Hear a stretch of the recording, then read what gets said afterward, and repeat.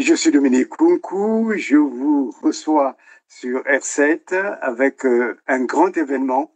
Un grand événement, c'est le livre qui est sorti, que j'ai lu dans son stade de manuscrit, pour lequel j'ai rencontré l'auteur qui m'a demandé d'en faire la préface. C'est un livre qui ajoute beaucoup d'éléments de connaissance à un phénomène que nous nous travaillons depuis maintenant bientôt 5-10 ans. C'est la manifestation du génocide de Lari au Congo et qui s'étend sur finalement tout le pôle. Ceux qui connaissent le Congo, c'est un phénomène aussi qui est attendu à l'extérieur parce que les gens, depuis la sortie du livre Génocide de Lari au Congo, la sortie du livre de Shunzaku sur une chronique sur le génocide toujours, mon livre sur l'or et le sang du génocide au Congo, et l'international s'intéresse vraiment à cette situation pour laquelle je rappelle que le Congo avait refusé à Genève d'autoriser qu'une enquête internationale soit menée pour la situation dans laquelle aussi il y a eu un homme qui actuellement est le premier ministre du Congo, avait écrit un livre, un pamphlet, pour dire que le génocide était imaginaire. Mais en fait, mal lui en a pris, puisque maintenant, avec le livre que j'ai lu, qui est en train de venir plus comme des vagues tranchantes, qui est lu et relu par les intellectuels, pas seulement congolais, africains aussi, mais aussi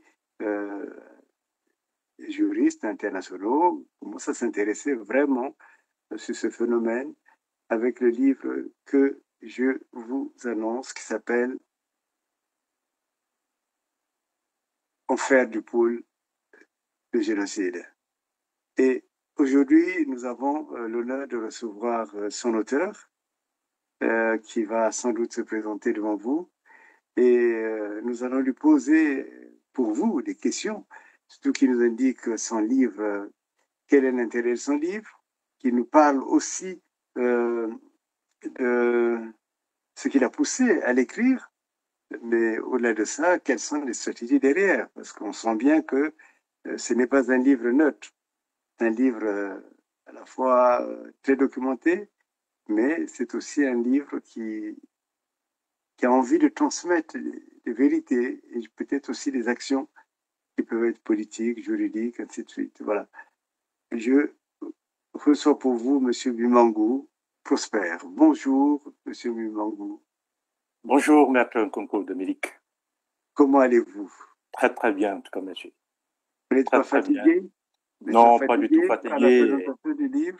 Pas du tout, pas du tout. Il faut aller en profondeur pour que les gens apprennent ce qui est caché derrière cet outil-là, que nous allons utiliser effectivement pour pouvoir résoudre beaucoup de problèmes, notamment au niveau du plan international, sur les plaintes, la poursuite, au niveau de la Cour pénale internationale, et aussi pour faire connaître à d'autres ce qui s'était passé exactement.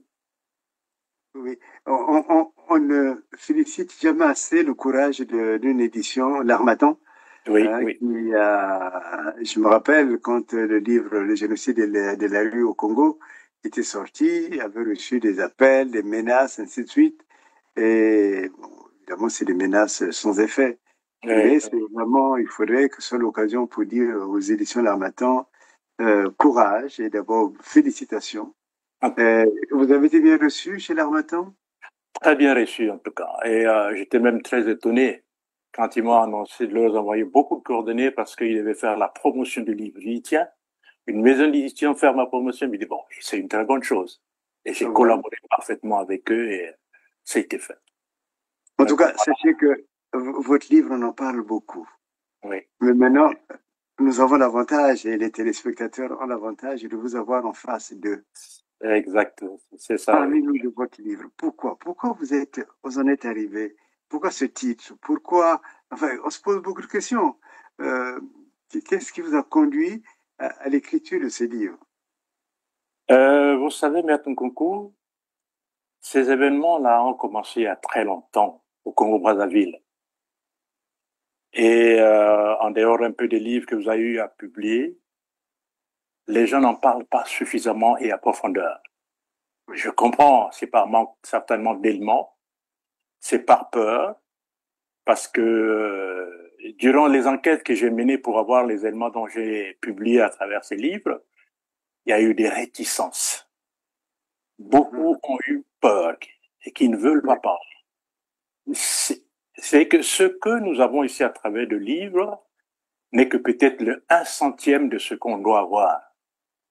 Et pour y arriver, effectivement, il y a des stratégies qui seront mises en place pour que nous ayons toute la documentation. Mais on en parlera de ça. Alors, avec tous les éléments que je savais à ma possession, je me suis dit, il faut que je les fasse connaître auprès du public, auprès de la communauté internationale, ceux qui ne savent pas ce qui s'est réellement passé au Congo-Brazzaville. Parce que, surtout au niveau de la communauté internationale, les gens doutent. Même si eux, ils ont eu peut-être la chance de filmer tout par, comment on appelle, par satellite. Mais les faits qui sont passés, peu en savent. À l'intérieur, c'est-à-dire au Congo, et sur le plan international. Donc, c'est ça qui m'a poussé effectivement de réunir à travers cet outil, tous ces témoignages, tous les faits qui se sont déroulés pour que les gens prennent connaissance.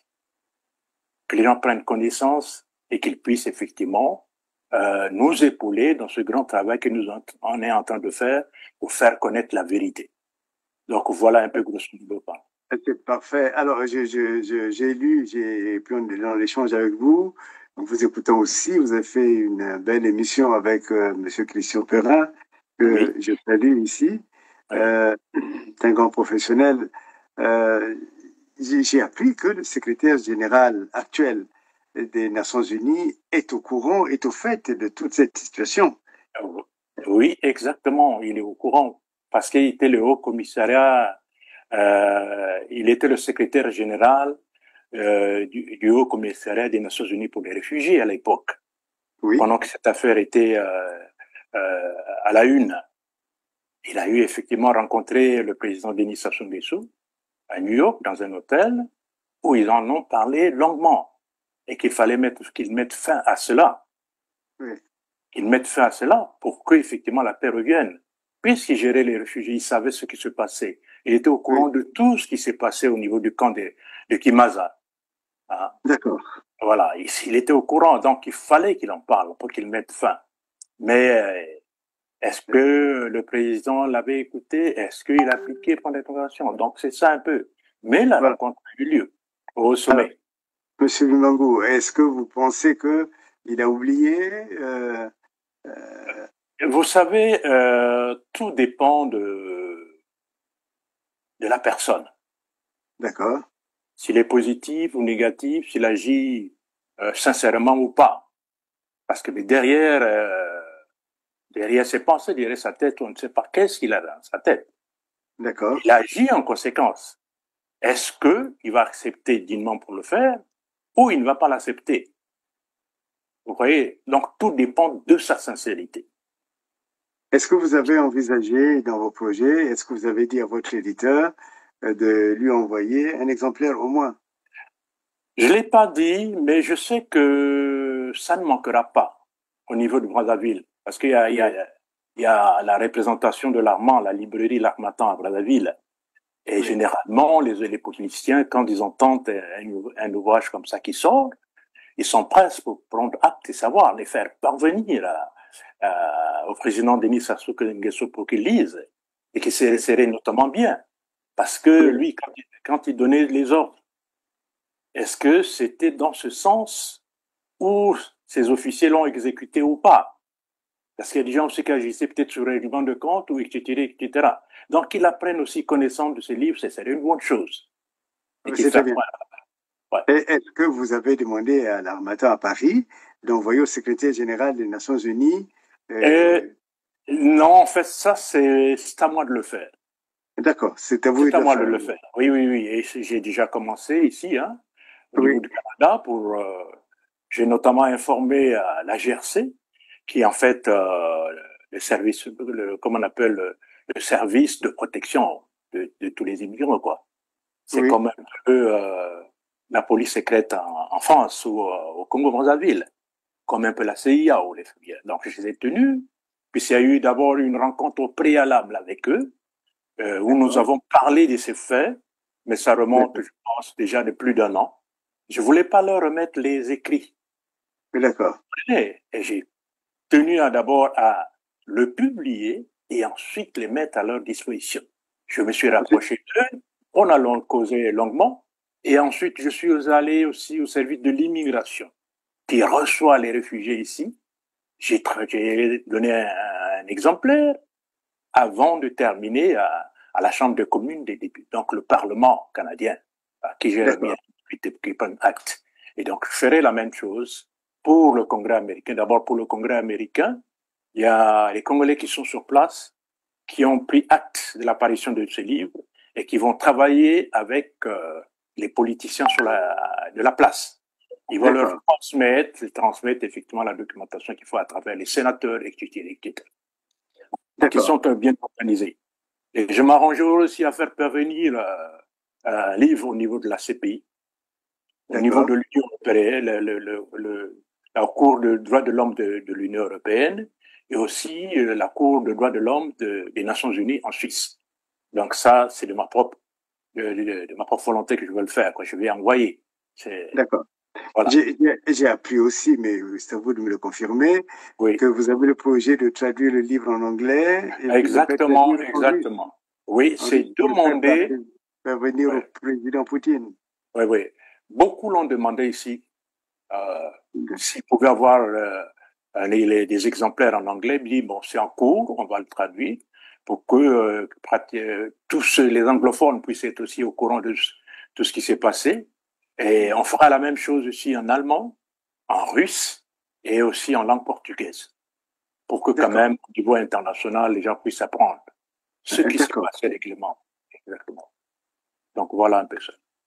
Eh ben, vous préparez un tsunami. Et il faut bien que Ah, les gens sachent que oui, il y a eu un génocide au Congo-Brazzaville et dont les gens n'en parlent pas. bien sûr, La bien sûr. communauté internationale ne s'y intéresse pas. Il faut donc leur apporter cet outil-là que nous Voilà. allons aussi agrandir puisque il y a d'autres livres qui sont prévus à la langue qu'on va publier. Et donc, on Oui, va essayer de récolter les témoignages par-ci, par-là. Et j'en profite d'ailleurs pour dire tous ceux qui sont concernés, tous ceux qui savent sur le génocide du pôle, qui nous fassent parvenir les témoignages à vous, à David, à Christian et à moi-même et à d'autres pour qu'on les réunisse, qu'on puisse mettre ça à la disposition de la communauté internationale. Et que les gens d'accord. puissent être convaincus que, exactement, il y a eu génocide au Congo-Brazzaville.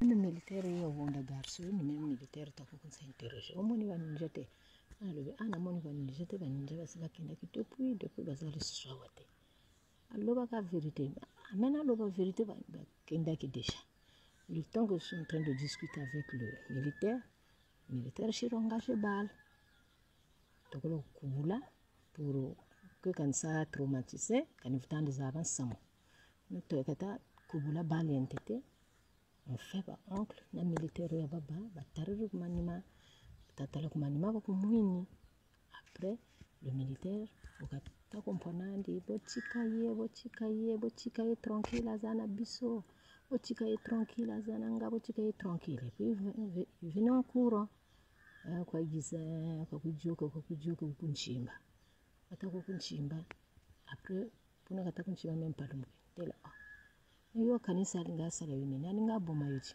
yo kanisa lingasakana nayo alingaboma yo mepona nini yo chikalaki isima na biso ah mais comme mama bakundaki ndunda donc achikala kuzwa ndunda tokende alingaboma yo moni tende abomi déjà garçon wana kuna tokende bongere njila tukiri kwetu comme d'habitude wa zambo hata hizi zakala zakalo. Alors nous deux les Angolais, disons les étrangers et les militaires. Et maintenant, les militaires, les militaires, garçons, ils sont enlevés, ils sont enlevés garçons, avec un bagage, un jeune garçon, ils quoi côté quoi yazando quelque part, nous étions là. Chaque fois que vous avez tout dit, quand moi tu bela garçon, il bela quoi yele, garçon, comme anima Maintenant, les étrangers n'étaient pas d'accord. Je ne savais pas si c'était les Angolais n'étaient pas d'accord au comportement de la population. À côté, il y a une contradiction entre Bao et les Chinois entre Bao. Ils ont décidé que la population il faut que la Kane. Même dans le long, mes petits frères et maintenant, il y a des bonga, moi, grande sœur, bonga, et mwana kaka garso kaka encore pe babonga ta bagatari mushime bawo babonga chance ya banao baba nechi kuna ko baba nata kuna manima kuna kachi kuna obiri saka bobo piyempe biri saka matolo biri katula kama ba nzoji mushe baba kuna wa matolo ni bata ko petit frère basaka plier ba otolejina basa plier tolejina me bajingila. Donc, je vais vous dire monaka espoir pe wakati mwino kwa hapa bawondele kwa parce que kuna manima kuna kwa bari kwa bawondela aba bawondela kwa lor kwa bawo basaplie tol zina baba kuchikila tol zina basabashisa après bawo bakarisa bageni boîte de sardine badia et puis le lendemain ateli shokani katukinoa yene kuino Linzolo, donc mbaji tout le matin, la population y a un sonnier katuka. Et dans Linzolo, parce que garçon jingota là-bas. Tu chez le katuka, tu es le à Linzolo, matin, kakasa katuka par malin katruko yendeke. Jusqu'à Linzolo. Linzolo, tu sais quoi, on a encore tout créé. Donc moi je suis sortie à Brazzaville presque le 11 mai à tout là à Brazzaville.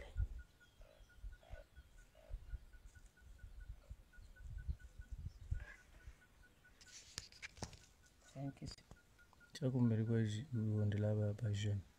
En face ya Zandra Mbanzandunga, antenne wa Shiriana, umana kapa antenne ko, nzo ya barana, nini ya ba.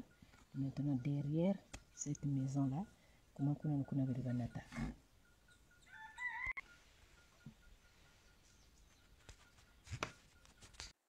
D'accord.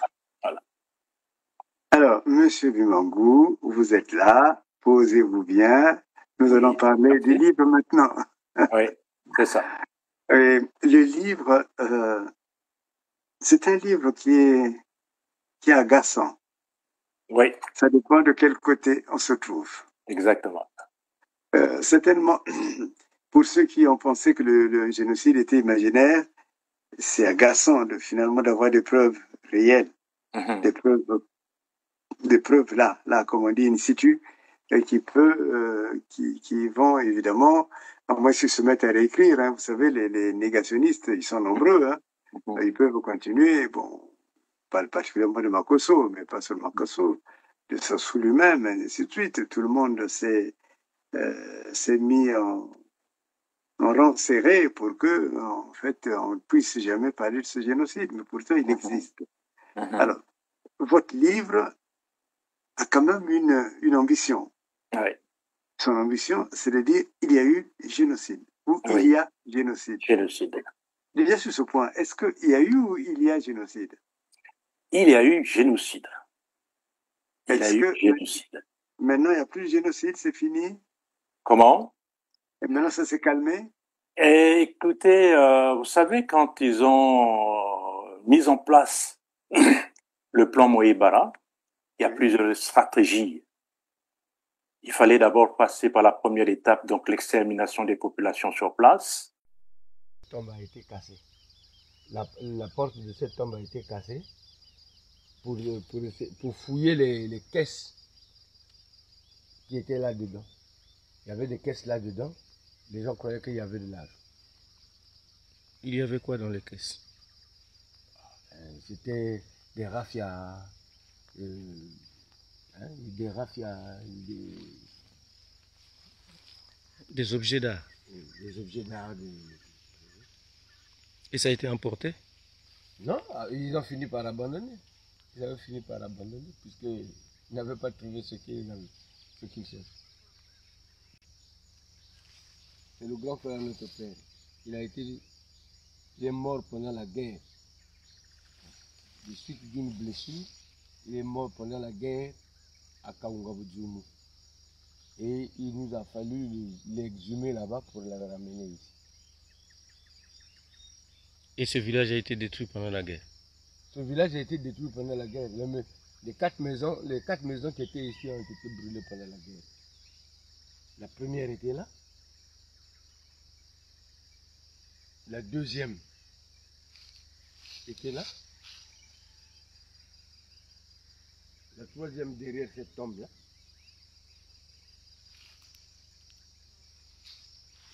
Derrière cette tombe-là, il y avait la plus grande maison là. Et puis, là à côté, là aussi, il y avait une maison.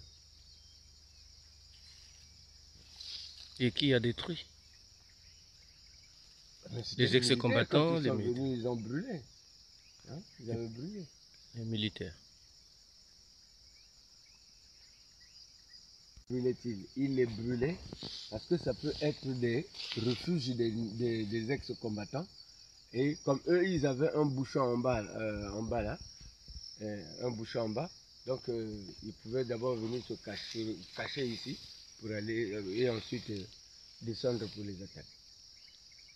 Donc voilà la véritable raison pour laquelle ils avaient tout brûlé.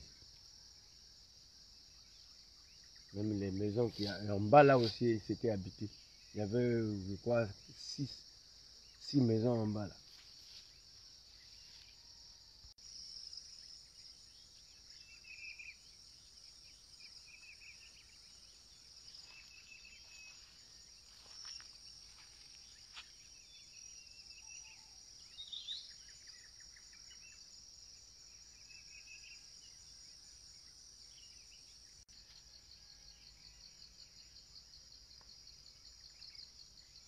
C'est la parcelle de la mère Agina, la défunte mère Agina. Elle avait fui la guerre, puis elle avait fui la guerre pour venir se réfugier ici. Et d'ici, ça a éclaté, elle est partie. Mais elle avait déjà acheté cette parcelle. Ici, c'est M. Mbassina. Donc, il y avait des maisons ici. Il y avait 3 ou 4 maisons. Il y avait 4 maisons ici. 3 ou 4 maisons ici. C'était habité. Détruite. Tout a été détruite. Toutes les maisons ont été détruites. Oui.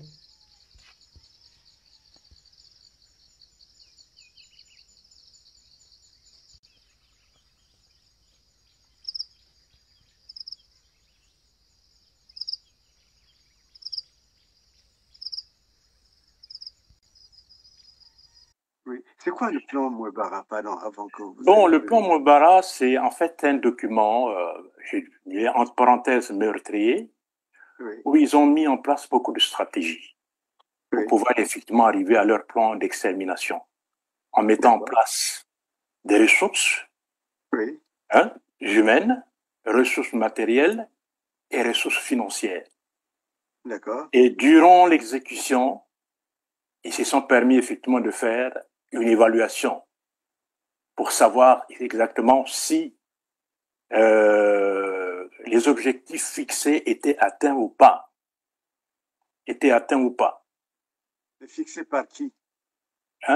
Non, mais par comment on appelle, tous ceux qui ont mis en place ce plan Mouebara, donc effectivement le plan Sassou. Vous comprenez quoi? C'est Sassou qui a mis en place un plan d'extermination de la population. Exactement, c'est ça. Donc, contrairement, c'est pratiquement comme un plan de développement économique. Donc, contrairement au plan de développement économique où les objectifs qui doivent atteindre les résultats attendus par rapport au développement d'une nation ou d'une entreprise ou d'un projet, chez eux, c'est beaucoup plus meurtrier. Savoir si les normes fixées pour les morts ont été atteints ou pas. J'ai un tableau ici où, par exemple, vous m'excusez un peu de lire parce qu'il y en a beaucoup, où ils avaient prévu, sur le nombre total de tués prévus, hein, oui, avec excellence, c'est 125 000 dans la région du Poul, le nombre total des déplacés, 275 000, et le nombre total d'exilés prévus, 40 000, soit un total de dépeuplement total de 440 000. D'accord. Vous comprenez quoi? Donc ça, ils ont fait l'évaluation, si ça a été atteint ou pas. Donc après cette évaluation-là, mais les 440, pardonnez-moi, mais parce que c'est des choses importantes que vous évoquez là. La population de ce pôle, elle est de combien? À cette époque, en 1977, les données du quartier sud de Brazzaville avoisinaient les 250 000 habitants et la population du pôle 300 000 habitants, soit un total de 550 000 habitants. Ces résultats des tableaux 4 et 5 révèlent des faits importants sur le plan d'extermination ethnique des populations sud du Congo, Brazzaville. Primo, de la force militaire en place, sur 100%, 1407, des militaires utilisés, 19,1%, 269, représentent les militaires nationaux et 80,7%, 1136, des militaires expatriés, mercenaires, repartis comme suit. 1. Buenzanor, militaires nationaux 14,5%, 76, et mercenaires 85,1%, 446. 2. Les Koumunyari forestiers, militaires nationaux 16,6%, 69, et mercenaires 83,3%, 346. 3. Pôle Nord, militaires nationaux 26,4%, 124, et mercenaires 73,5%, 344. Pourquoi cette stratégie? Pour atteindre les objectifs de son plan d'extermination des populations des régions du Sud, Sassou Nguesso fait appel à l'esprit d'atrocité des mercenaires qui distribuent gratuitement la mort sans complaisance et sans pitié, n'étant pas ressortissants de ces régions ou de ces nations où ils combattent. C'est ce qui explique son engagement ferme de recruter des forces étrangères pour réussir son plan macabre, notamment des Tchadiens, Centrafricains, Zimbabwéens, Angolais, Français, Ukrainiens, Hutu-Rwandais et des ex-forces de Mobutu.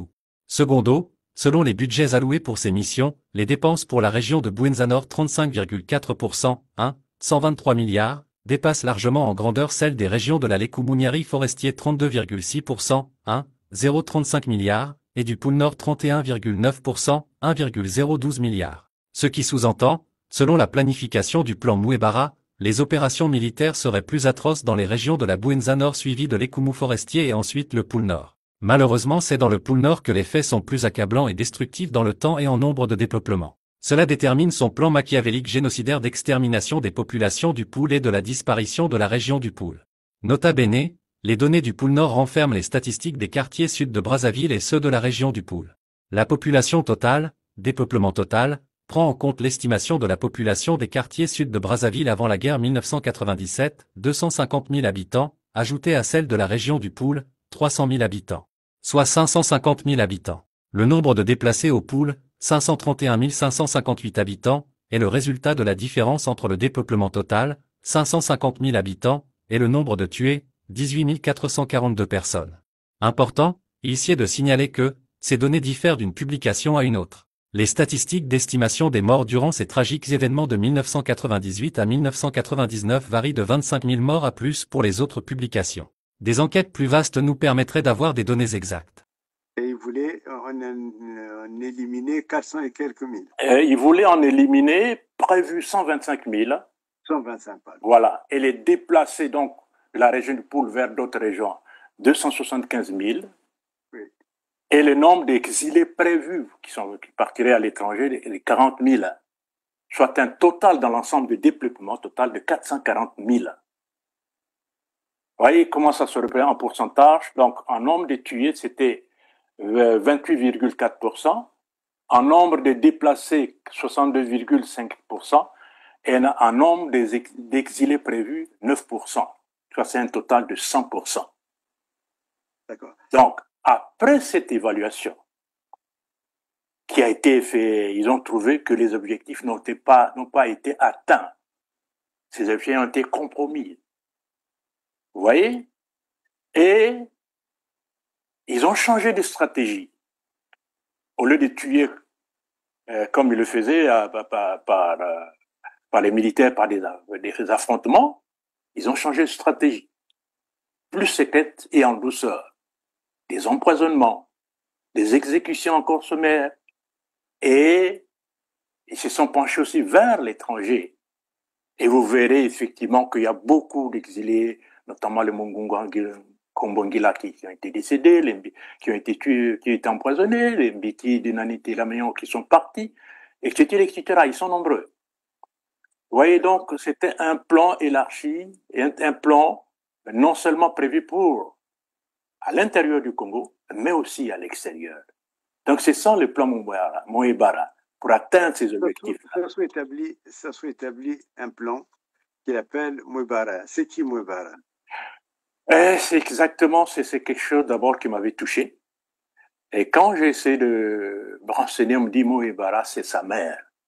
Je me suis dit, mais quelle mouche l'a piqué? Qui m'excuse, mon grand frère, ça s'ouvre, parce qu'en tant que Bantou, hein, on se respecte. Je me suis dit, mais qu'est-ce que le grand frère a eu dans sa tête pour dénommer ce plan meurtrier le nom de sa mère? La maman, on la respecte. La maman, c'est la personne par laquelle tu es venu en vie, venu à la vie, qui t'a donné la vie. Mais quand tu... C'est pas sa mère.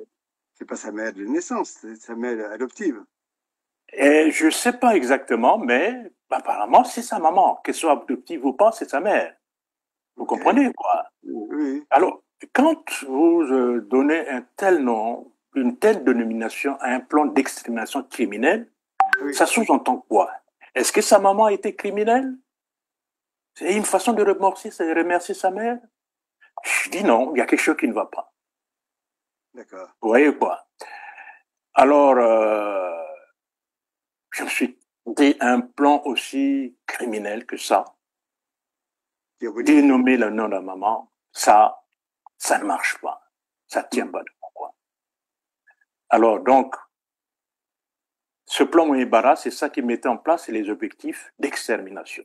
Non seulement dans le pôle, la Bouenza, et aussi dans les autres régions du sud. Mais le dépeuplement ici prévu, c'était pour le plan de pôle, des 440 000, parce que, un peu non, c'est pas seulement le pôle, mais un peu de l'ensemble. Vous comprenez, quoi, ce qu'ils avaient prévu. Les régions de la Bouenza et les Koumou, etc., ce qu'ils avaient prévu. Alors, quand ils ont fait les évaluations, ils ont compris qu'ils n'avaient pas atteint.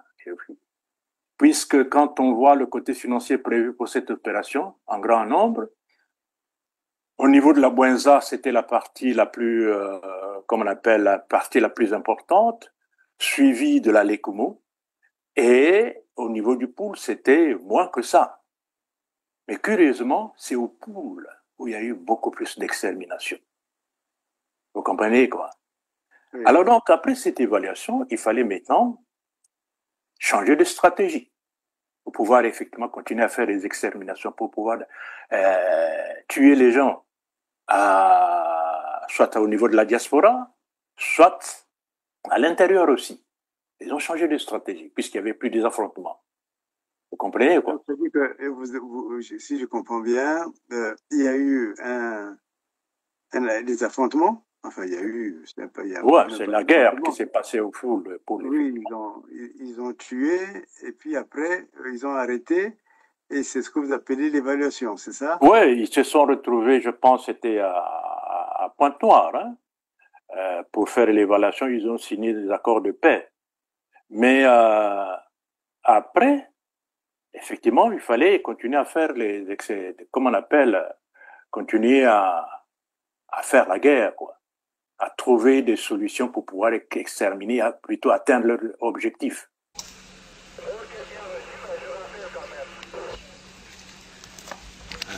Nous sommes obligés de le faire, mon général. Oui. Oui, il faut le faire. Dernier, oui, ils nous ont fait la même chose dans Madibou. Il faut le faire. Il faut le faire. À Madibou, dès qu'on atteint Madibou, on fait venir le même canard sur Ngalingolo, et tout ça là, et puis on va voir qu'est-ce que ça va donner. Et toujours en progression avec Ngalingolo, il faut toujours qu'on fasse. Toujours. Mais c'est ça. Voilà. L'engin sur la route, en train de fouetter. Exactement. Maman, papa, à plat. Si la nana, tout. Ah là-haut, moi, dans mon cœur, maman, pour garer dans mon qui est de loin. Oh. Parle. Yo, le bagaranga nini. Eh. Dira, oyanga santa encore. Pour na oyaka. Soko kanga na brother bira. Na coupe. Na coupe avec na zana. Le roi de l'enfer. Nazana Bangola. Okota lelo tinga ngalingolo foto comme lelo tinga ngalingolo. Okota tina ça n'est bien. Ah, c'est le colonel Oyiba. C'est le colonel Oyiba qui va avoir un plan Ngalingolo. À peine là. On est déjà des Ngalingolo.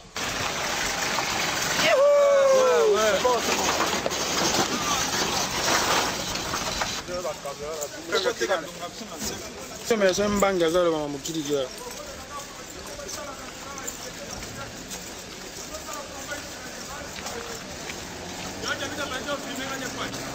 Yo anga ichiyaka. Inabo isika boleka kuna. Isika. Oh, Olingu. Nebaka isa ba pere à la présidence au garde Picheno. Voilà. Si nous sommes au combat, il n'y a pas de et que nous des civils, les éléments de Kokami, on nous appelle par des tigres. Nous ne sommes pas là pour les pillards.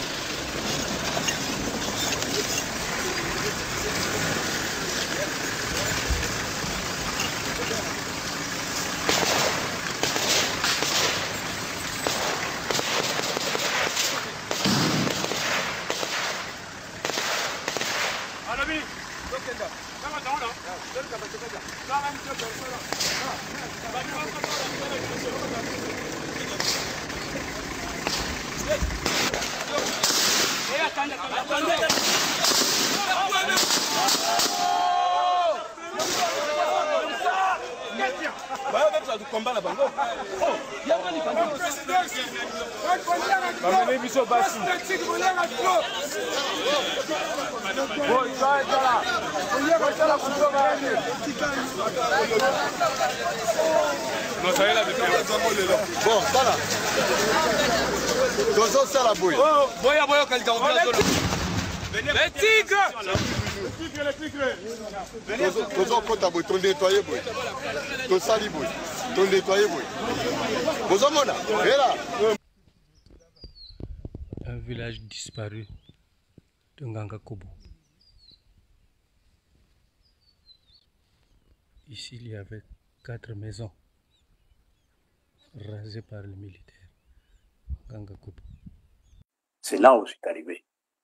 Donc voilà un peu ça, quoi. D'accord. Ouais. Et donc ça, vous abordez ça dans quelle partie de votre livre? Ça, c'est effectivement la dernière partie du livre où il y a les tableaux comparatifs des données de Moebara par rapport aux résultats atteints sur place, notamment en ce qui concerne le pool. Et donc ça, c'est pratiquement pratiquement la dernière partie, avant l'épilogue et puis les annexes. D'accord. C'est là où on les trouvera, quoi. Alors, la question, j'avais dit, il y avait génocide ou il y a encore génocide? Parce que en préparant cette émission, j'ai appris que vers Kindamba et même plus bas, il y a des gens qui sont encore dans la forêt.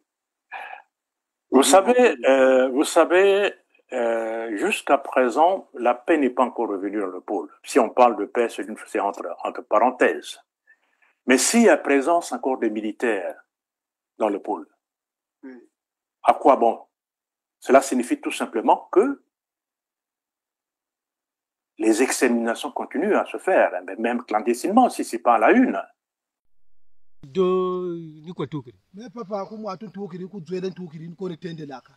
Ku dwelen tukiri vraiment, je chere buni saka bubu, na tenda kanga tena bakamwana sofra na family na bala benani mutu kwediri kabu kutuka kuna beto ta webu nchi la payeko la pe vraiment ka tutato ya mwana clair ko bunchi bataminge beka kataba militaire kabakana na mata ko yena mata bubushiri bunjela nsambani yi ulikuwa tulana boniteka parfois bakumbonga deli sa papa ka takumfuta kume 20 litre kwaze mukati tempere yingi donc beto musamuta ko tu te souci ni wene tu souci jingi kaba militaire chibe na mate des années 90 93 kwa bela boko kabu wakamata quand on a parlé de la paix parce que la paix pourquoi il y en a pourquoi les gens portent des armes avec des armes dans ses épaules donc beto vraiment sur zingi za zeneto mutima kya faso yi bote vraiment tu bigela en paix tabamu kitunu ngati la jeunesse ngati sa progresser mais pour la jeunesse ko yenda bunkuta meka ntamako na bele kule pitale na tukiri tardif mwana malari kule pitale ntakuza munjera tuvona ba militaire uchiro barake bambongole telefone ya bele nani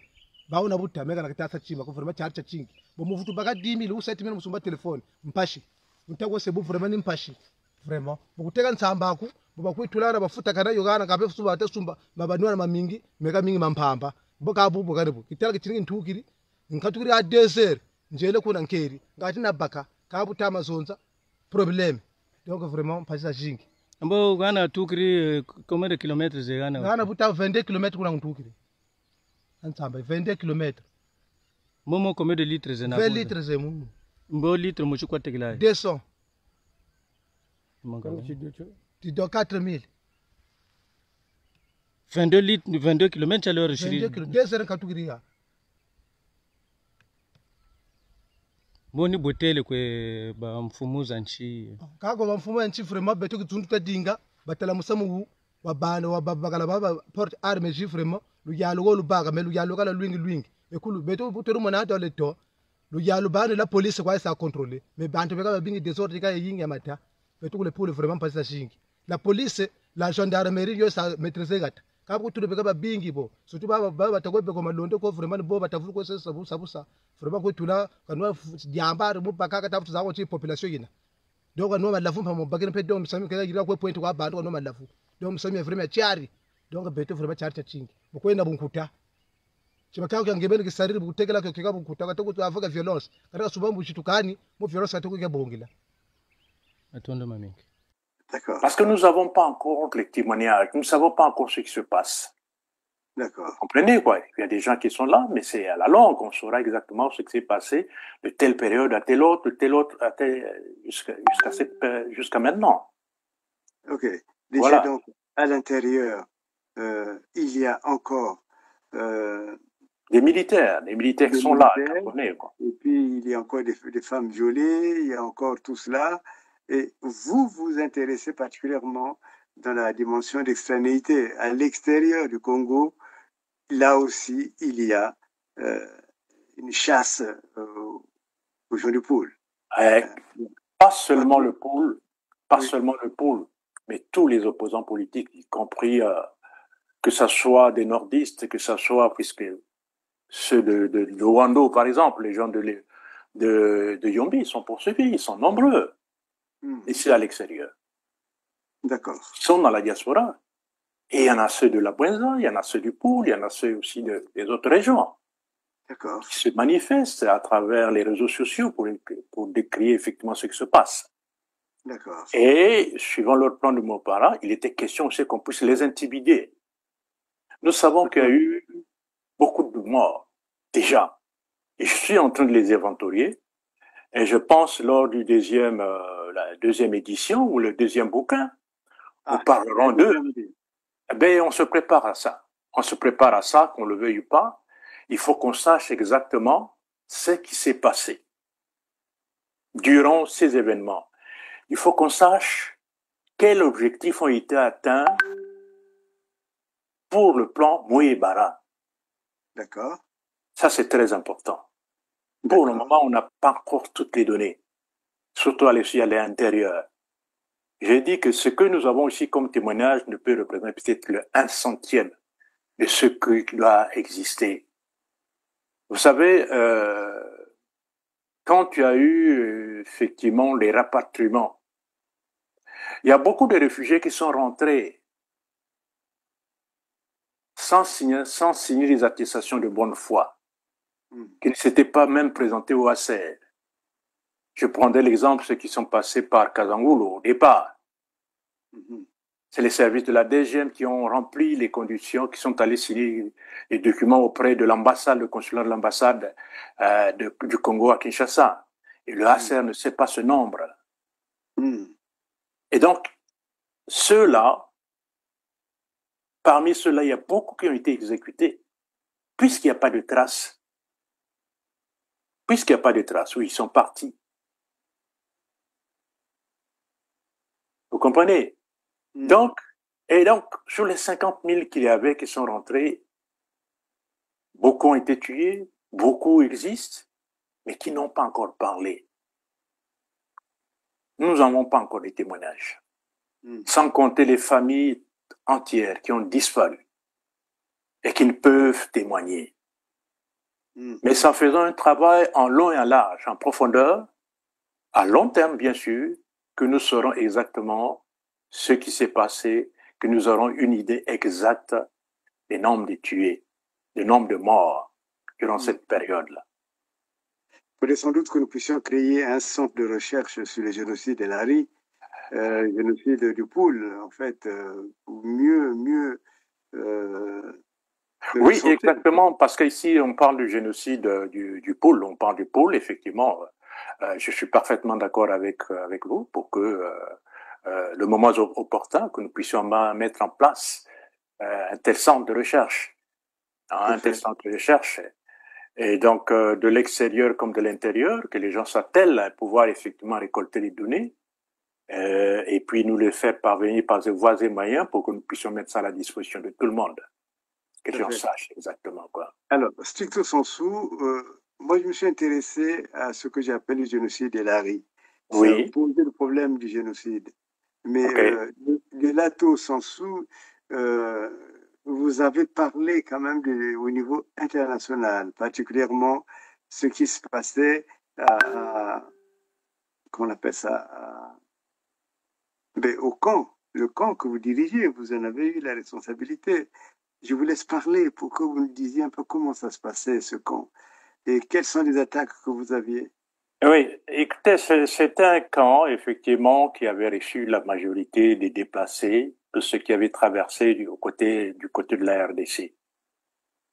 Notamment qui sont passés pratiquement par le Gombe Matadi, une bonne partie qui sont venus de Luozi, d'autres de Kazangulu, et un pourcentage minime de Kinkole.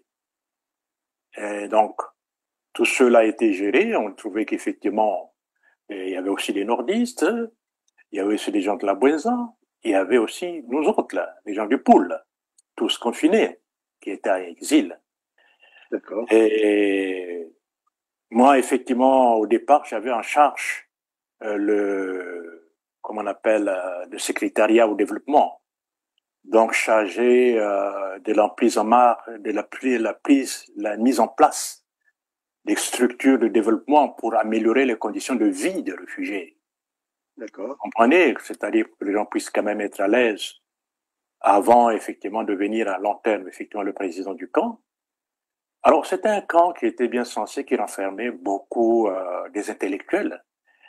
Et c'est ça qui m'avait facilité le travail de recherche que je vais faire, de recruter les témoignages pour que j'ai mis à la disposition de tout le monde. Mais ce plan faisait peur. Vous comprenez? Parce que pourquoi je le dis? Nous avons reçu la présidente du camp des réfugiés du Gabon, qui passait par là, qui allait en Kamba. Elle nous a confié ceci. Sincèrement, il a dit, nous aussi, depuis le Gabon, nous comptons sur vous. Parce que nous savons qu'il y a des élites intellectuelles ici. Vous êtes tenaces, vous êtes forts de ce côté. Et nous espérons sur vous. Et donc... Et c'est en quelle année cela? C'était entre les années 1999, cette année où le camp est ouvert, jusqu'à maintenant, encore des gens qui sont restés là-bas. Mais moi, je suis resté jusqu'en 2004, avant d'être transféré à Kinshasa compte tenu de l'insécurité de l'affaire Anadem F. Alors, ce camp a fait peur à Kinshasa, à Brazzaville. Et pour eux, ils estimaient que c'était un camp de ninjas. Je dis non, c'était pas un camp de ninjas. Pourquoi? Parce que à Kinshasa, au hasard, j'ai rencontré un ami réfugié dont l'oncle était membre de la sécurité du Congo-Brazzaville. Oui. Et cet ami-là m'a présenté chez son oncle et puis on a revu à cause, il a échangé. Il nous dira ceci, qu'au niveau de la présidence, il soupçonne qu'il y a des ninjas qui quittent le camp et qui viennent faire des coups à Brazzaville. Il dit, comment ça là? Est-ce que vous représentez ce qu'il dit, ce qu'il nous soupçonne là? Il dit, oui, c'est ça qu'ils disent. Que c'est des ninjas qui quittent le camp de réfugiés de Kimaza et qui viennent faire les coups à Brazzaville. Il dit, c'est insensé. Le camp de Kimaza se trouve à plus d'une 50aine de kilomètres du fleuve. Quitter le camp le matin pour arriver vers le fleuve le soir, et donc traverser le fleuve et quitter le fleuve, notamment prenons par exemple vers Mbelo, aller à Brazzaville faire le coup et revenir très tôt le matin. Puis je dis, écoute, est-ce qu'il rêve lui? Mais c'est insensé, quoi. Et par après, j'ai compris que c'était du mensonge. Comme ils étaient habitués, ils voulaient continuer à vider les caisses de l'État. Il fallait créer du mensonge pour que ça débloque toujours des sous et qu'eux, ils puissent vivre. Parce que pour eux, c'est un fonds de commerce aussi, cette affaire-là. Donc, il fallait chercher du mensonge, créer de n'importe quoi par-ci, par-là. Et c'est ce qu'ils ont fait. J'ai dit, non, c'est pas réaliste. Que au camp de Kimaza pour aller vers le fleuve Congo qui était à plus de 50 km, ça va te prendre du temps. Il faut que tu trouves une pirogue qui va te traverser là-bas pendant combien de temps? Tu vas marcher de Mbelo jusqu'à Brazzaville, tu fais des coups et tu te retrouves le matin au camp. Mais c'est insensé. Et vous comprenez? Donc le camp Brazzaville avait peur du camp de Kimaza. Raison pour laquelle ils ont envoyé d'abord une délégation, un commando avec une tsuru, un commando de 18 personnes et 18 militaires avec une tsuru, pour chercher à nous exterminer. Ça, on en a longuement parlé avec Christian, et qui avait échoué. Vous comprenez, quoi? Parce qu'ils étaient venus avec des silencieux, du poison qu'ils devaient mettre dans des citernes d'eau, et une mallette avec des faux dollars pour corrompre les autorités. Ça n'a pas marché. Une deuxième délégation va venir, c'est celui de l'Anadem F. Et là, c'était maintenant pour chercher, pour acheter faire l'achat des consciences. C'est-à-dire que demander aux réfugiés de pouvoir répondre au nom des vrais disparus. Et ça aussi, ça a échoué. Grâce à la collaboration entre nous, réfugiés, et les autorités politico-administratives de la RDC. Soit qu'à Kinshasa, à Mbazango comme à Kinshasa aussi. Vous comprenez? Donc, on a subi ces choses, ces visites incroyables. Donc, ça dit qu'ils ont envoyé des commandos. Des commandos, bien sûr. Oui. Hein? Vous comprenez? Il y avait combien de gens? Il y avait combien de gens là-bas dans le camp? Oui. Bon, c'était un nombre vraiment restreint qui était resté. Hein. On était près de 2000 réfugiés. La majorité des 50 000 étaient rentrés. Et puis, il y a des gens qui venaient au camp et qui en plus signaient des attestations de bonne foi et qui rentraient à Brazzaville. Ils préféraient partir. Pourquoi ils étaient rentrés? En fait, c'est les fameux disparus du Beach après. Non, c'est pas ça? Non, là, les disparus du Beach, c'était avant même l'ouverture du camp. Parce que c'était au mois de mai. Oui. Mai 99. Or, le camp était ouvert un peu plus tard, je pense. Vous voyez quoi? C'était au mois de mai 99. Et le camp, moi, je suis arrivé le 19 juillet, non, le 29 juillet 99. Donc, je pense 3 mois ou 6 mois après l'ouverture du camp. Donc, ceux qui étaient rentrés, les disparus du Beach, ce sont ceux-là qui sont rentrés, le groupe des réfugiés qui sont rentrés non seulement aussi de Ngombe Matadi, de Mbazangungu, de Luozi, mais aussi de Kazangulu, et ceux aussi qui étaient ce qui était à Kinshasa. Vous voyez quoi? Qui était enlevé au beach. Voilà. Mais ceux du camp, ce que j'ai eu à recenser, ce sont ceux-là, effectivement, aussi, que j'ai mis aussi dans le livre, que vous trouverez ici dans le livre, dans un tableau exhaustif. Ouais. C'est ça, quoi. Ouais. Et d'ailleurs, c'est ces informations majeures, hein, qui sont... Oui, majeures, exactement. En plus, c'est des informations vécues, hein. Vécu, oui, c'est vécu. C'est pas de mise en scène, mais c'est du vécu, ça, là. C'est ça le mérite de votre travail. C'est quand même... Quand vous faisiez ce recensement, ou bien vous préparez cela, est-ce que vous aviez envie de publier un jour un livre, ou bien c'est... Écoutez, c'était aussi en vue de publier un livre, mais c'était aussi dans le but de faire connaître aux Nations Unies, d'abord, le OACR, ce qui s'est passé. Et j'ai remis des copies. OACR. Alors, il y a une délégation qui est venue de Genève, qui est arrivée à Kinshasa, qui sont venus aussi à Kimaza, à qui j'ai remis des manuscrits pour qu'ils sachent exactement ce qui s'est passé. Et c'était dans le but, effectivement, qu'ils puissent saisir le siège, enfin les Nations Unies, l'Organisation des droits de l'homme aussi des Nations Unies à Genève, qu'ils sachent un peu exactement ce qui s'était passé. Et j'ai compris qu'il y avait un silence. De leur côté, effectivement, ils n'avaient pas le droit, mais ils disent, je dois le faire moi-même. Et je suis très content que ça soit publié à travers ce livre. Oui. Alors, voilà. Mais le silence, justement, le silence, le HCR a toujours interrogé. Est-ce qu'ils sont complices de ce qui s'est passé au Biche? Est-ce que c'était fortuit, c'était malheureux, enfin, ainsi de suite? Finalement, quelle est leur position par rapport Vous savez, le HCR a une mission.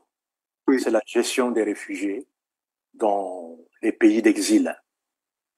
D'accord. Donc, ils s'occupent de la gestion des réfugiés, ils les accompagnent dans tous leurs droits, et les aident aussi pour ceux qui veulent rentrer au pays, c'est-à-dire signer les attestations de bonne foi.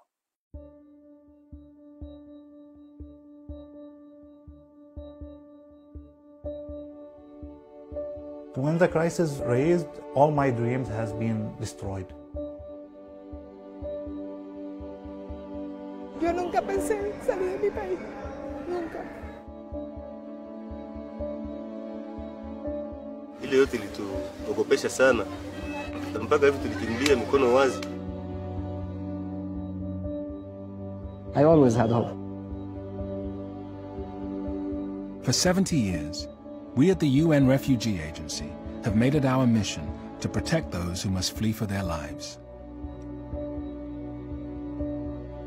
This is who we are. Avant les rapatriements, il doit vérifier exactement si toutes les conditions sont remplies. Si les conditions ne sont pas remplies, il ne peut pas le permettre. Si le rapatriement avait commencé, parce qu'il y a eu des accords tripartites qui ont été signés entre le Congo-Brazzaville, la République démocratique du Congo, le HCR était présent aussi, et puis aussi l'Angola. Donc, s'il n'y a pas eu signature de ça, le HCR n'acceptait pas que les Congolais puissent rentrer au Congo-Brazzaville. Je me rappelle, j'étais pas encore arrivé, mais j'ai eu vent qu'à Mbanzango, il y a une délégation du HCR qui était venue et qui leur avait conseillé de rester sur place, ne pas repartir. Pourquoi? Parce qu'ils savaient que les conditions n'étaient pas encore remplies. D'accord. Mais il y a des gens, malgré ça, qui s'entêtaient de partir, et voilà, beaucoup ont trouvé la mort. Ouais, indépendamment de leur volonté, parce que après avoir entendu l'appel du président Denis Sassou Nguesso qui les a appelés de repartir, et ils se sont dit, le père de la nation nous appelle, quoi, il faut donc repartir. Mais il fallait pas lui faire confiance. Voilà, donc ça a été un guet-apens. Oui.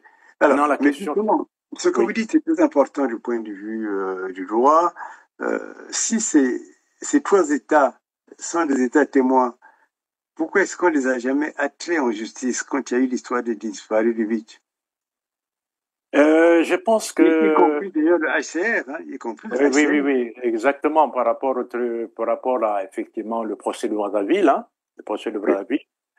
Et même, je pense sur le mot, ils n'ont pas été traînés en justice, mais même à Paris aussi. Même à Paris aussi. Bon, est-ce qu'il était de notre droit, nous, d'inviter les pays concernés ou aux institutions qui faisaient effectivement, qui faisaient le jugement, de convoquer ces gens-là? Donc, c'est une question que je me pose, moi aussi. Non, mais parce que s'ils ont été invités, est-ce qu'on les a appelés? On aurait pu au moins dans les assignations dire que ces partis qui ont donné le feu vert, qui ont garanti le fait que les Congolais pouvaient rentrer, ont une part de responsabilité. C'est comme des responsables. C'est vrai ce que vous dites, mais c'était donc un manquement, un grand manquement du côté de la justice. Ceux qui tenaient le procès en main, ils pouvaient effectivement le faire. C'est-à-dire convoquer soit un représentant de la RDC ou aussi du UACR. Oui. Vous comprenez, ça n'a pas été fait. Allons-nous le faire maintenant? Point d'interrogation. Donc, puisqu'on envisage porter plainte sur la Cour internationale de justice à long terme, donc on verra ce qu'il faut faire. Mais par rapport à ce qui s'est passé, il y a eu des manquements. S'il fallait effectivement inviter les pays autres, mais quand déjà on signe des accords tripartites, écoute, c'est que on fait confiance au droit international. Et malheureusement, c'est pas ça. Et ces accords tripartites, pourquoi vous les avez pas indiqués dans le livre? Les accords tripartites? Oui, pourquoi vous les avez pas mis même en annexe, quoi? Voilà. Est-ce que oui, même en annexe, c'est vrai, je les ai pas, mais je sais au moins qu'il y a eu des accords tripartites. Oui. C'est vrai, j'ai beaucoup de documents avec moi. J'ai beaucoup de documents avec moi, mais j'ai pas voulu tout insérer dans ce livre parce que ça fait serrer trop gros. Oui, on le prépare peut-être pour pour la deuxième édition ou quoi. J'ai beaucoup de documents que j'ai pas mis à l'intérieur. Oui, non, mais forcément. C'est ça.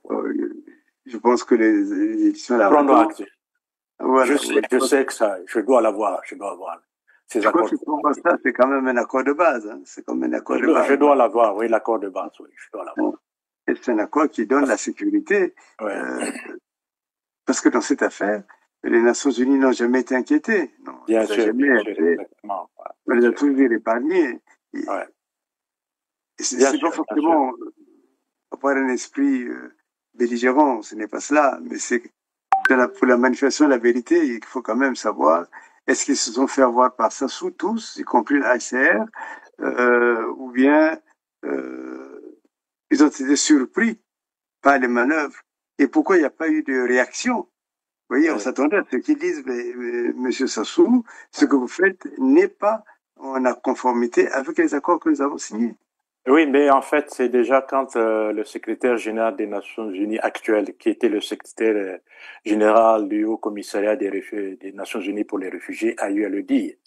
C'est que déjà, ça prouve à suffisance que le HCR le sait et il a fait pression. Parce qu'à l'époque, j'étais encore au camp. Je savais ce qui se passait. Il n'y a pas eu seulement cette rencontre, il y a eu une rencontre aussi à Brazzaville, où des responsables du HCR sont allés rencontrer Dominique Okimba, qui les a ramassés comme des petits-enfants. Vous comprenez? Et qui les accusait qu'ils étaient en train d'interner comment on appelle, des niches, alors que c'était faux. Oui. Beaucoup de choses, monsieur Maître Nkunku. D'accord. Je vous dis, dans ce livre, il n'y a que le 1/100 de tout ce qu'on va avoir. Et on va continuer à travailler. C'est un travail qui doit continuer. Exactement, monsieur. Alors, maintenant, quels sont comment je peux dire, ce livre n'est pas, il est beau, il est bien, il est bien rédigé, il apporte beaucoup d'éléments, mais la question que l'on se pose au fil des pages, oui. Quel est le but que ce livre vise? Le but du livre, c'est démontrer, qu'il y a eu génocide. D'accord. Faire connaître à la population, tant nationale qu'internationale, ce qui s'est passé sur le terrain. D'accord. Découvrir ce qu'a été le plan Moebara. D'accord. Et confirmer que il y a eu bel et bien génocide à travers le plan Moebara. D'accord. Et en apprenant aussi toutes les stratégies qui ont été mises en place par le gouvernement en place de l'époque, c'est-à-dire que le gouvernement du Congo-Brazzaville, les stratégies pour pouvoir effectivement exterminer, atteindre leur objectif.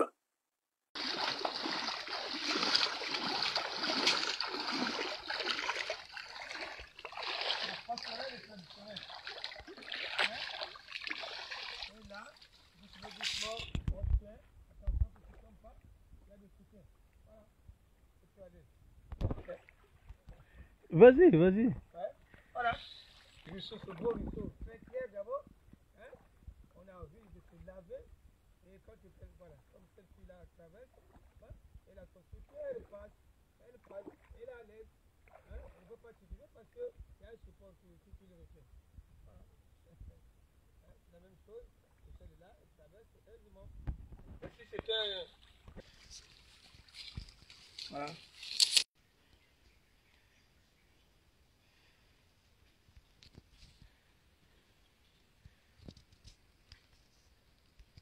C'est un chemin qui a servi pour fuir les militaires qui aujourd'hui servent de sentier pour atteindre l'autre village.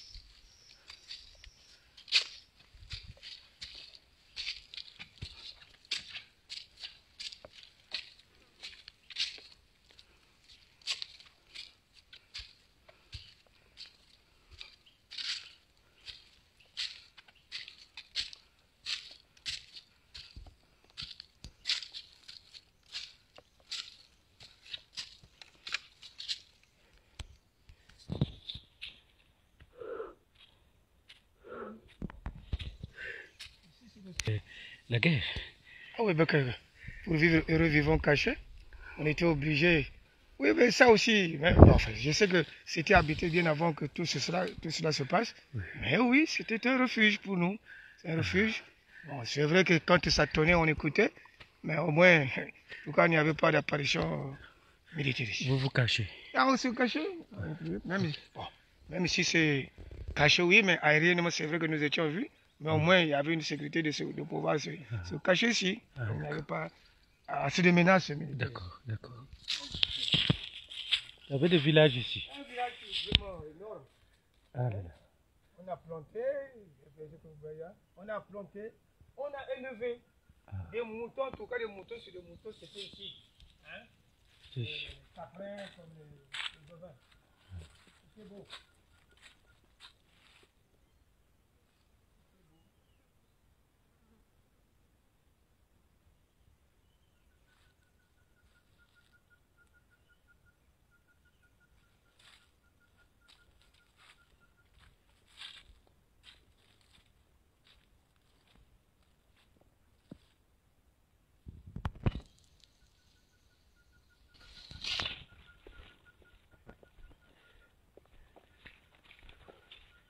La voie continue. La petite route continue jusqu'au petit village. C'est construit pour les circonstances. Donc depuis ici, vous entendez quand même les canons. Oh. Il y avait des sons particuliers. Hein. Les militaires. Ça, c'est les ninjas. Et après, vous avez fait quoi? Vous êtes parti où? Non, on est resté jusqu'à ce qu'ils sont venus ici. Ils ont dit terminer, dégager parce que nous, le combat. Les militaires qui sont venus ici? Non, les militaires sont venus. Ils sont jamais venus. Ils ont dit que le combat va persister. J'ai commencé avec ça d'abord, donc ça. Tout à fait. Ça, c'est très important, quoi. Donc, voilà un peu comment le but de ce livre, que les gens découvrent ce qui s'est passé. Tout à fait. Et en effet, on en découvre des choses. On le lit avec beaucoup d'intérêt. Vous avez une belle écriture. Et quand on lit, il ne faut pas mettre le café à côté puisqu'il va se refroidir. On l'oublie. C'est vrai, c'est vrai. C'est vraiment très bien. Alors, les gens pourraient vous dire, mais le Congo a signé la convention Genève. de Genève, la convention des Nations Unies plus tard. Donc, le Congo peut ne pas être attrait devant la Cour pénale internationale pour des actions qui sont antérieures à la date de sa signature. Mais il faudrait dire, il faudrait là, je porte un élément, que ce concept a beaucoup évolué au niveau des Nations Unies.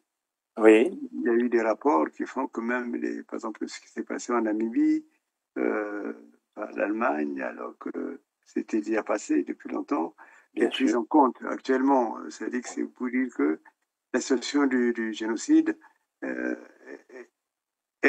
est très, très, très vaste maintenant. Beaucoup de situations génocidaires ne sont plus seulement dans la focale resserrée de la date de la signature de la Convention de Rome, la date de signature de la création donc de la CPI, mais il y a une notion générale en fait qui montre que c'est un génocide continué. Donc votre travail est un travail énorme. Ouais, ok. Merci. Et vous m'aviez dit qu'il y avait des témoins qui souhaiteraient parler, qui souhaiteraient intervenir, mais qui apparemment manifestent des petites réticences. Est-ce que vous pourriez nous en parler? Oui, vous savez, les témoins, ils sont un peu repartis partout dans le monde entier. Vous en trouverez au Canada, aux États-Unis, ils sont en France, dans d'autres parties de l'Union européenne. Vous en trouverez aussi au Congo-Brazzaville, qui sont très très nombreux.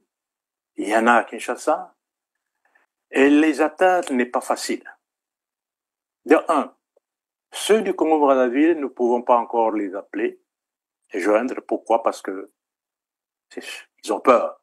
Ils veulent pas se faire connaître. Parce que vous savez encore tout ce qui se passe au Congo-Brazzaville, on ne te laissera pas. Il n'y a pas de liberté.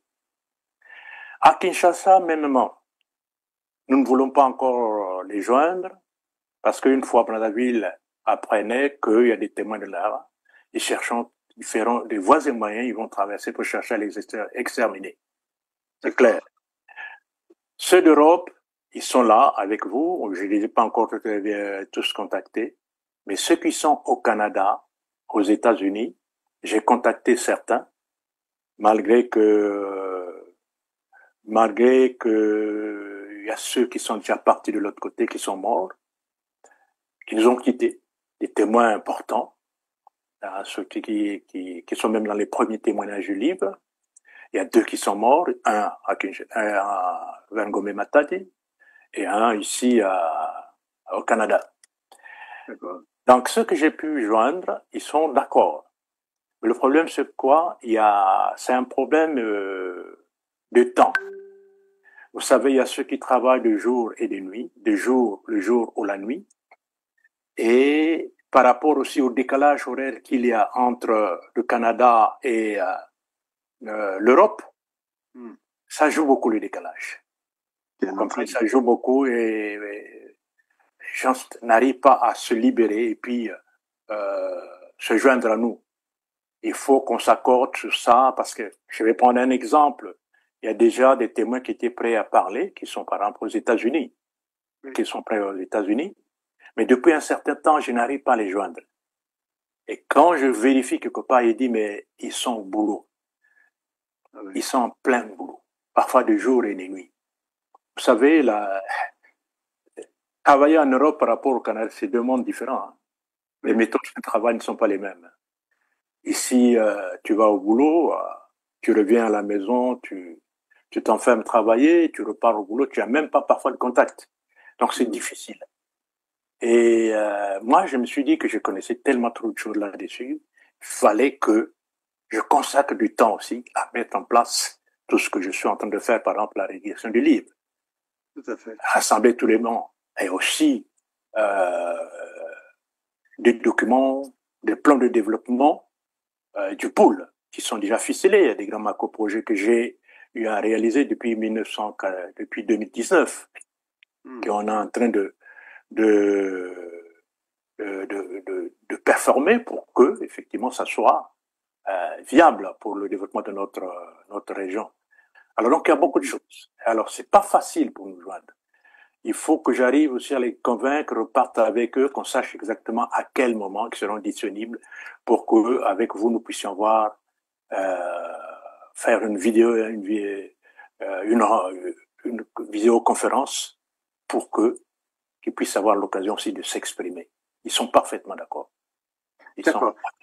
Justement, je pensais que comme on avait fait le premier colloque, hein, sur les unités de l'arrêt, on pourrait faire un colloque, à la fois, comme on dit, en présentiel comme en vidéoconférence. Oui, c'est ça. Et dont on publierait les textes. Parce que je crois que de plus en plus, il y a d'abord la notion de génocide au début était récusée.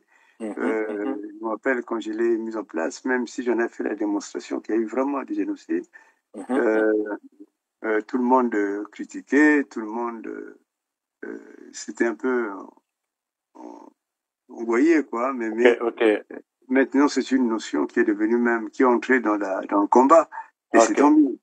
C'est tant mieux. Et votre livre apporte des éléments concrets, Et d'ailleurs, il y a des avocats internationaux que je voudrais vous faire rencontrer, qui demandent simplement que l'on puisse dire que les gens qui ont vécu concrètement puissent nous dire, par exemple, comme vous disiez, combien il y avait de population avant, combien il y a eu de décimés, de tués, et puis combien il en reste. C'est vraiment c'est travail.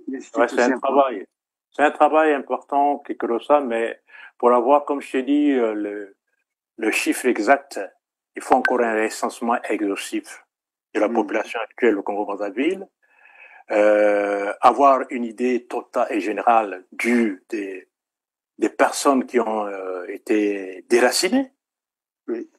Oui, ça nous permettait effectivement d'avoir, comment on appelle, les données exactes de la population actuelle. C'est un travail délicat et colossal. C'est à long terme. C'est vraiment parce que maintenant, là, on ne sait pas exactement qui est vivant et qui ne l'est pas. Nous sommes, toi et moi, à l'étranger. Hein? Quel village qui fonctionne encore, quel village a été détruit, parce que nous savons quand il y a eu tous ces événements, il y a beaucoup de villages qui ont été détruits, pratiquement le pôle était vidé. Un village disparu de Ngangakobo. Ici, il y avait 4 maisons rasées par les militaires. Ngangakobo. Oui, c'est détruit. Les villages tout était détruit. Tout le monde, les gens étaient partis. Donc, il faut approximativement, c'était les 300 habitants du pôle qui s'étaient déplacés. Et c'est ça que je suis souligné dans le livre. Bien sûr. Il n'y avait plus personne dans le village.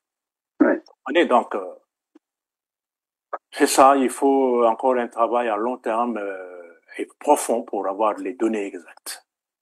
Voilà. Est-ce que la diaspora vous contacte? Est-ce que la diaspora, maintenant que vous êtes connu, vous n'êtes plus dans l'ombre maintenant? Non, en fait, nous qui ne connaissons que depuis des temps, on se contacte. On se contacte. Parce que par rapport à, comme on appelle, le plan Moebara, on ne sait pas qui est qui. Vous comprenez? Donc on ne peut pas s'ouvrir devant n'importe qui.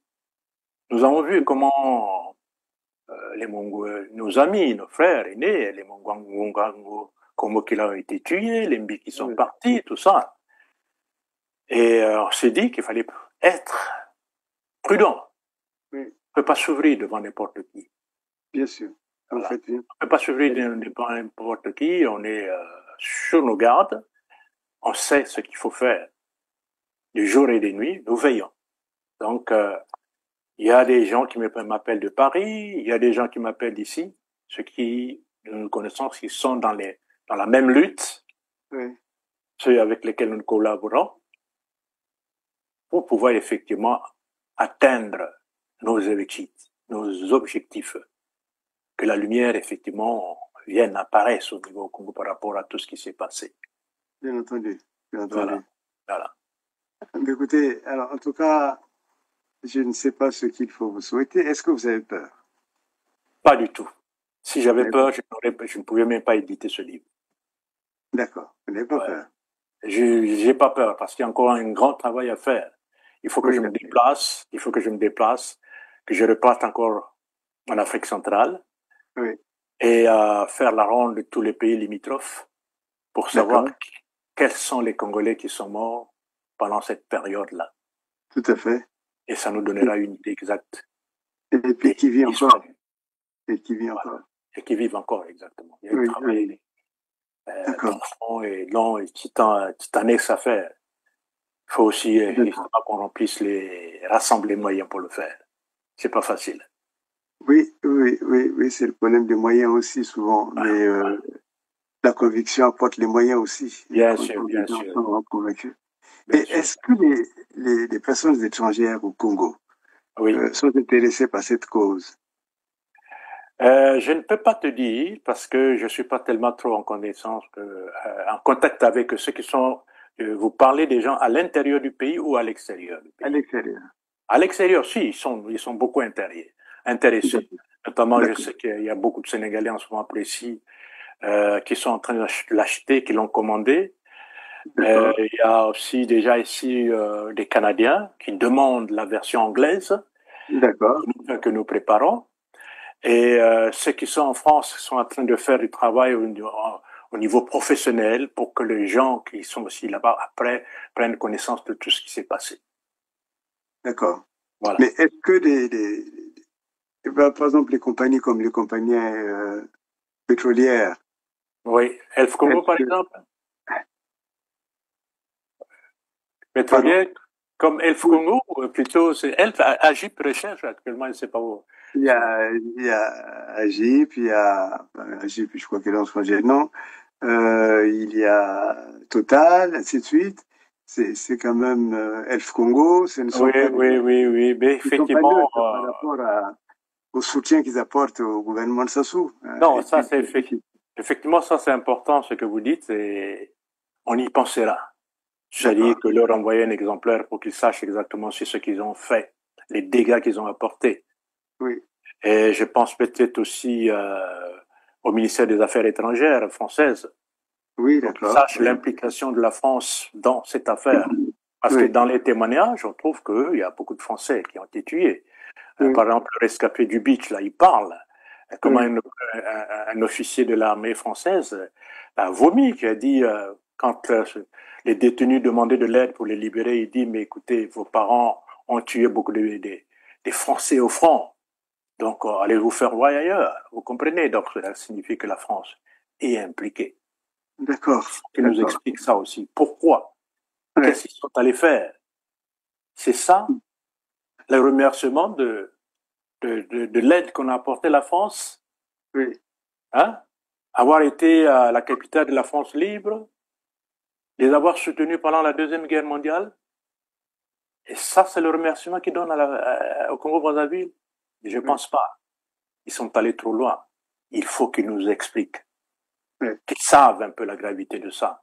C'est vrai, c'est des accords entre, comment on appelle, entre les gouvernements. Mais écoutez, pas jusqu'à là quand même.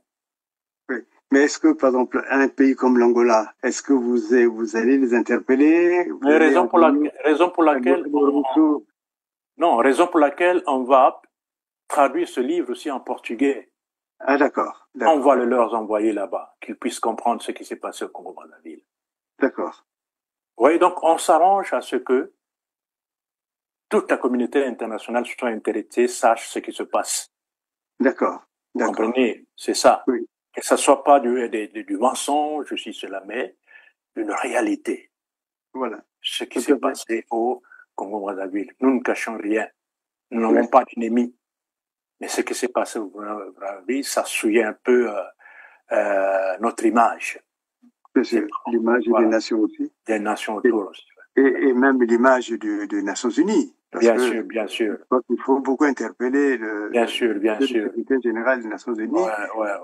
Pour dire que même si dans un hôtel, il avait mis en garde Sassou, il ne s'est pas arrêté. Vous voyez, il a quand même les moyens de pouvoir au moins dénoncer ce qui se passe là-bas. Voilà. Et puis sa position actuelle devrait l'inciter. Bien sûr. Ouais. Qu'est-ce que je peux vous souhaiter, monsieur Dimangou?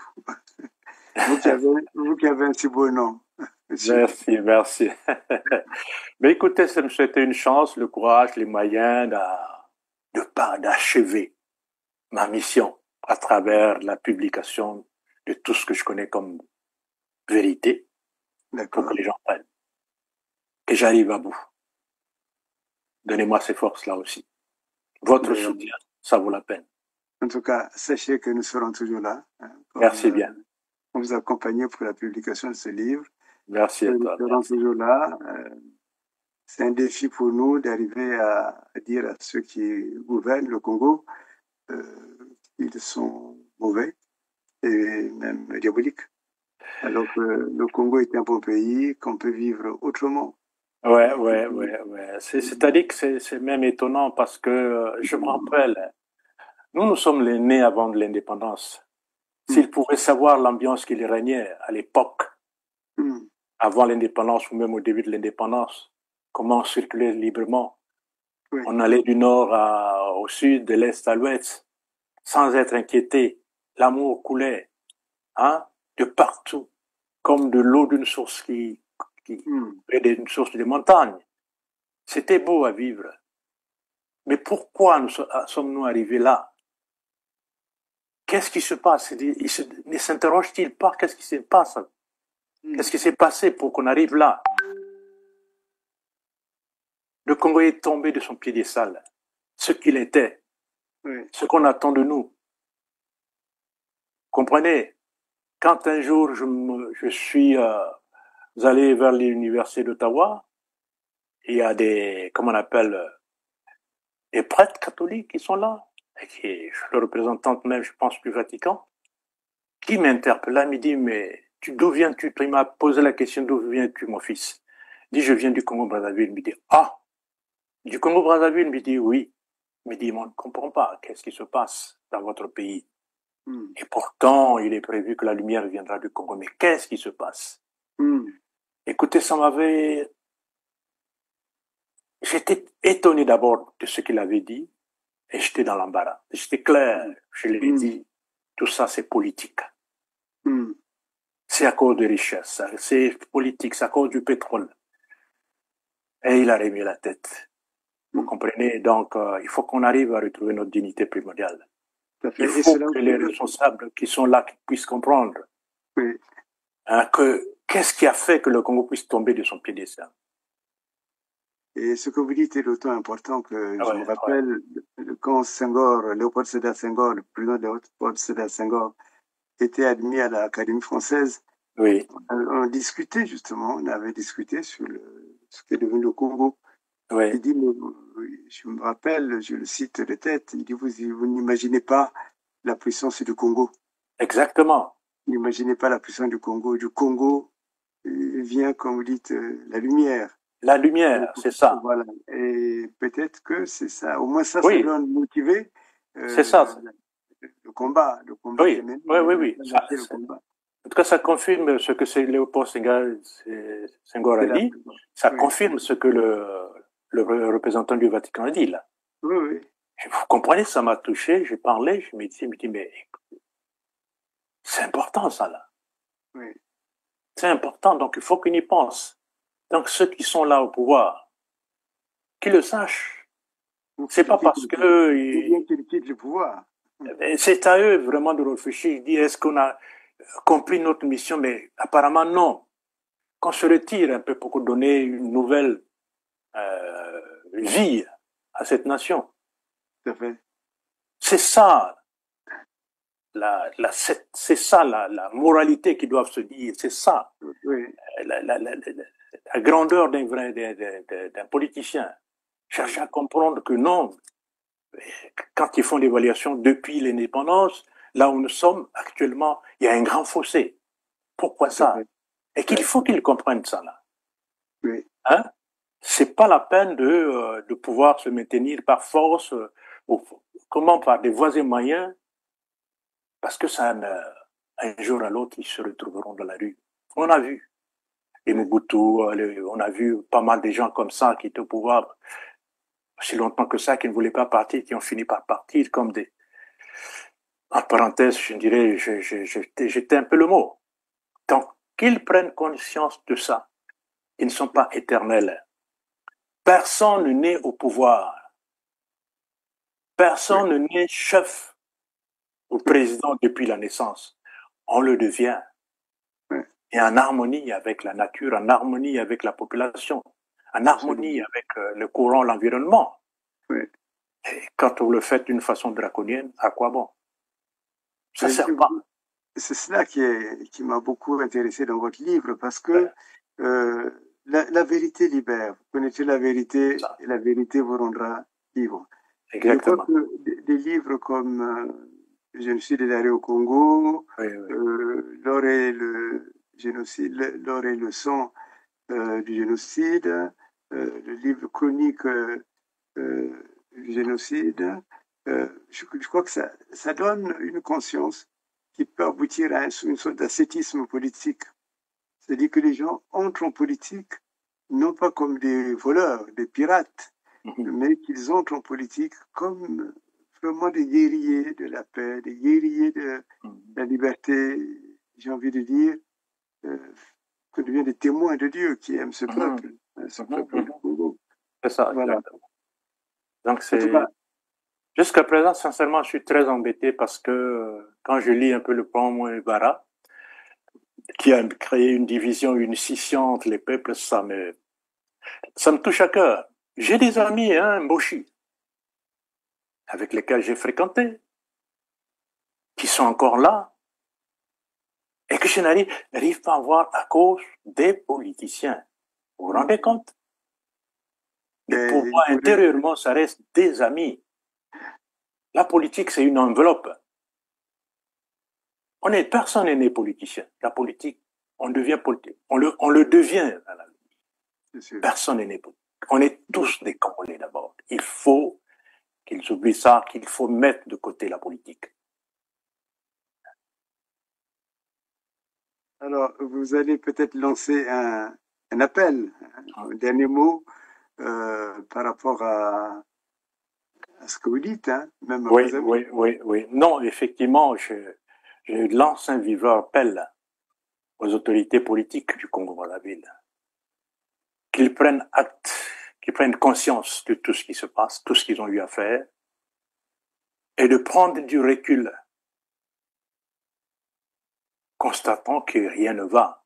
Ils sont conscients de la gestion chaotique qu'ils ont eu à faire. Parce que vous ne pouvez pas mettre en place un plan d'extermination des populations. Étant gouvernant de ce pays,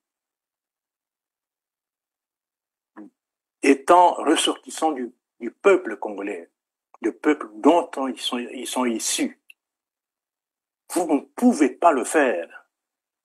Faire un plan économique, de développement économique pour le bien de tout le monde, oui. Mais faire un plan d'extermination de la population, mes amis, sachez-le que c'est un génocide.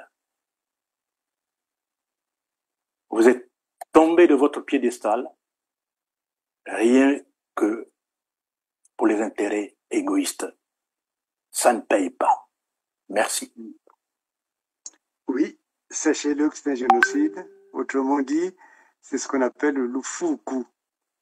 Le Fuku, c'est vraiment l'extermination de tout un peuple. Et nous disons non à cette extermination. Et c'est pour cela que, par tous les moyens, nous favorisons la sortie des livres de qualité comme le vôtre. Merci. Nous souhaitons à ce livre bon vent et faites des colloques, avancez, n'hésitez pas. Et si on peut être utile, si je peux être utile, je le serai toujours. J'ai besoin de votre aide. Merci. En tout cas, mesdames, messieurs, merci d'avoir suivi notre brillant auteur, Monsieur Bilmangou Prosper. Lisez son livre, faites des colloques, des conférences avec, et vous verrez que la conscience, parce que la conscience, il faut lui mettre un feu pour qu'il se réveille un peu, pour qu'elle se réveille. Et merci beaucoup. Merci, Monsieur Bilmangou. Merci à R7. Et Merci au Congo, parce que le Congo existe encore. Bien sûr. Aux Congolais et aux Congolaises. Au revoir. Merci. Au revoir. Merci. Que Dieu vous bénisse. Merci.